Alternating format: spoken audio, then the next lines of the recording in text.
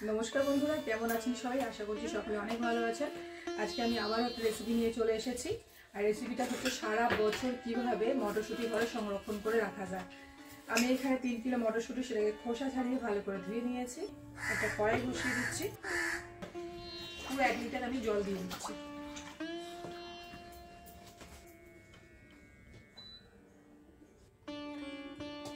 এবারে মটরশুঁটি কিন্তু সিজন চলে গেলে অনেক দাম, এই সময় কিন্তু মটরশুঁটির দামটা অনেকটা কম। বাজার থেকে বেশ কিছুটা মটরশুঁটি এনে এইভাবে সংরক্ষণ করে ঘরে রেখে দিতে পারে। দেখো জলটা ফুটে গেছে। এবারে জলের মধ্যে আমি দিয়ে দিচ্ছি চিনি, এবার দিয়ে দিচ্ছি নুন। চিনিটা দিলে মটরশুঁটির কালারটা চেঞ্জ হয় না, যেমন কালার তেমনই থাকে। জলের মধ্যে আমি দিয়ে দিচ্ছি মটরশুঁটিগুলো। মটরশুঁটিগুলো এখন জলের মধ্যে আছে, এটা 2 মিনিটের বেশি আমি সেদ্ধ করবো না। এবারে কড়াইশুঁটিগুলো জল ঝরিয়ে নিচ্ছি।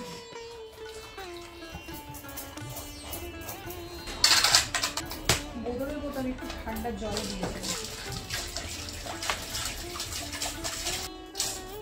এবারে সব মটরশুঁটিগুলো দিয়ে দিলাম এই ঠান্ডার মধ্যে, ঠান্ডা জলের মধ্যে।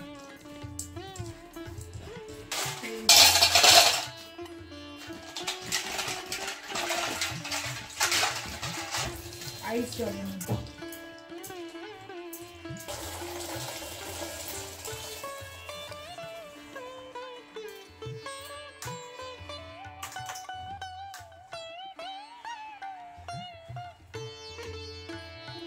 এই যে জলটা আছে মুছে নেব, এরকম করে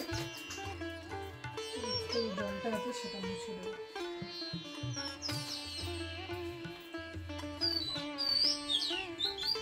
খুব সুন্দর বাইরে একটা পাখি যাচ্ছে, ভালো লাগছে না?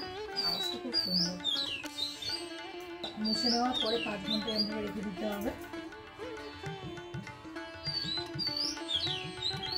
এক্সট্রা যে জলটা আছে না সেটা টেনে যাবে।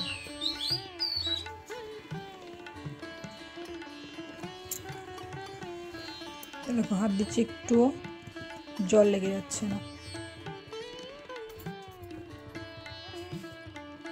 এবার এই একটা জিপি আমি নিয়েছি,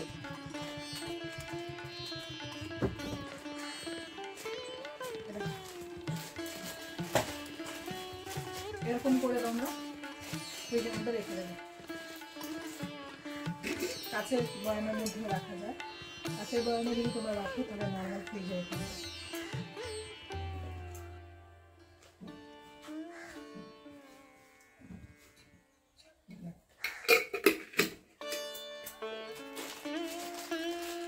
এরকম করে তোমরা রেখে দেবে। আমি প্যাকেট করে নিয়েছি, এদিকে কাঁচের বয়াম এর মধ্যে ভরে নিয়েছি। দেখো কত সুন্দর কালারটা, এত পিওর গ্রিন আছে, মানে একটু রংটা চেঞ্জ হয়নি, দেখছো? রেডি করে নিয়েছি সারা বছর সংরক্ষণ করে রাখার জন্য মটরশুঁটিটা।